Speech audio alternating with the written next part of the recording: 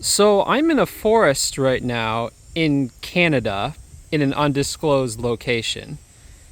And the funny thing is, if I was in New Brunswick or Nova Scotia, this would now make me a criminal. And I would potentially face fines of up to $25,000.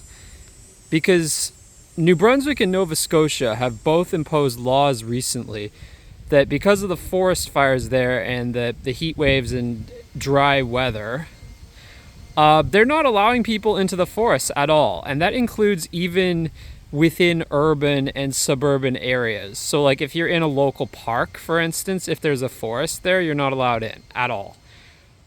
Um, I'm really disappointed in this because, like, I've never been a climate change, at least not for years. Like, I'm not a climate change denier. Like, I fully accept the fact that like climate change is real and is at very least predominantly caused by human activity.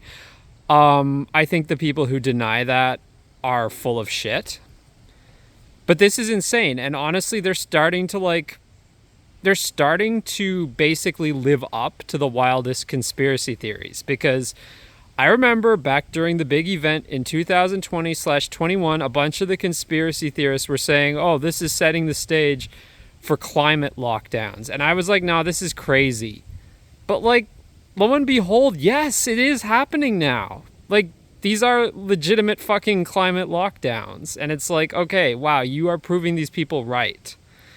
I mean, I'm still not a climate change denier. Like, it is hot. Like, this summer across the world has been fucking hot. Like, I was in France in June. It was hot as fuck. People who are denying climate change are nuts, and I'm not one of those people. But this is not the way to solve it, by basically keeping people as prisoners in their homes. Because think about it. Why would I care about stopping climate change if I was a prisoner in my home? If I didn't even go outside? This gives people less reason to care about it. If you want people to have a stake in the fate of the world, you have to actually like let them go out into the world. Like, why would people care about the fate of forests that they're not even allowed to go into? And don't say like, oh, this is just a short temporary thing. No, it's until October 15th. That is 2 entire months that they're telling people you cannot go into the forests. And absolutely, I'm afraid this could happen in Ontario because Doug Ford, he basically did everything during 2020 and 2021 that the more, left liberal premiers of other provinces also did. So, like, yeah, it could happen in Ontario. And it's completely arbitrary because it's like, when was the last time a massive forest fire broke out inside an urban area? Does this ever happen?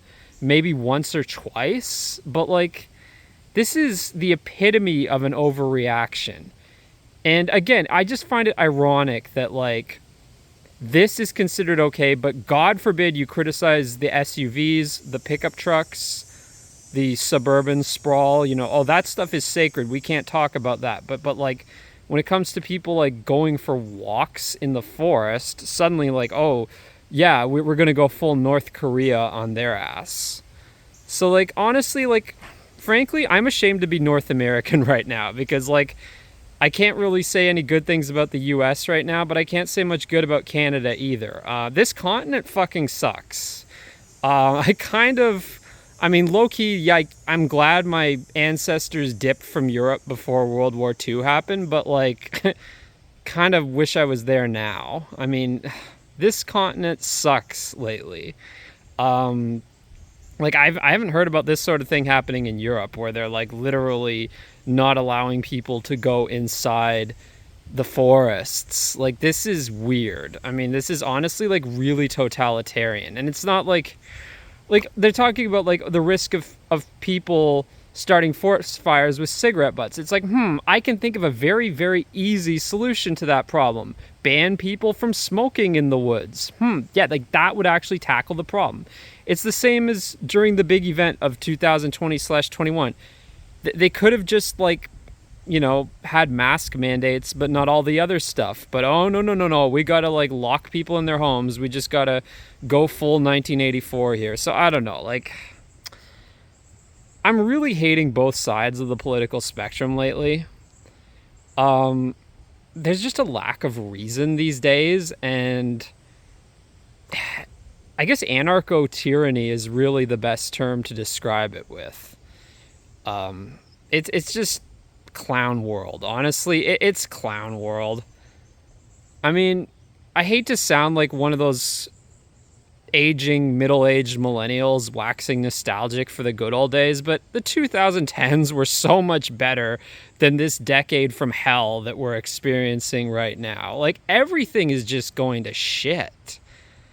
Like, the world really sucks lately, and frankly, North America in particular. Yeah, what a mess. But honestly, I feel very sorry for people in Nova Scotia and New Brunswick. I hope that people protest against this. And if the Canadian government tries to declare me a criminal just for saying that, then fine, I'm a criminal. I embrace that. You know what? Like, those people who protested against the lockdowns, they were heroes. And what the Canadian government did to them was disgusting. And honestly, what they're doing right now in Nova Scotia and New Brunswick is disgusting also. And I'm the first person to admit that forest fires are a terrible problem. Like, the last few weeks here, the air has been utterly filthy. It's been disgusting. It's been like breathing in cigarette smoke. But do I think the solution is to keep us prisoners? No. People will only care about protecting the environment if they're allowed to, be in the environment. If you're going to lock everyone in their homes, why would they care about any of this? So honestly, I'm disgusted with this right now. And again, I don't think this validates everything that the conspiracy theorists say. Like, I mean, a broken clock is right twice a day, I guess. But I mean, still, this is really bad. And I'm honestly shocked that they would go to this extreme. Although then again, it's not even unprecedented. Apparently they've done this before, but not to the same extent. And also in British Columbia lately, they've been banning non-native people from entering provincial parks. So that is another instance of this. And again, it's so ironic because Canada's doing this whole elbows up thing and encouraging people to travel within Canada, but it's like there have been more restrictions on doing stuff like going to tourist places within Canada this year than ever before, the same year that they're promoting travel within Canada. So it's like, you know what? No, I'll go to Europe. Thank you. Okay. I will spend my time and money in Europe because this country is just shitting on its people. And again, the US is awful too for different reasons. But yeah, you know what? Thankfully, there's more countries, there's more parts of the world other than just Canada and the US, thankfully. So yeah, I mean, this is a mess, and it's awful that they're doing this.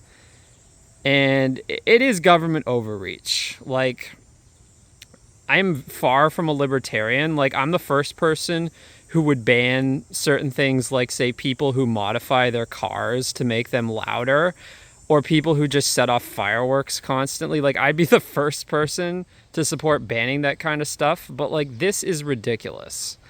This is absolutely, and it's an affront to like basic health and well-being. It's like they're encouraging obesity. They're encouraging an unhealthy lifestyle by saying like, oh, you should just don't go for walks, just stay at home all the time, sit on your ass. Like, this is ridiculous and disgusting. So yeah, that's all I have to say about that.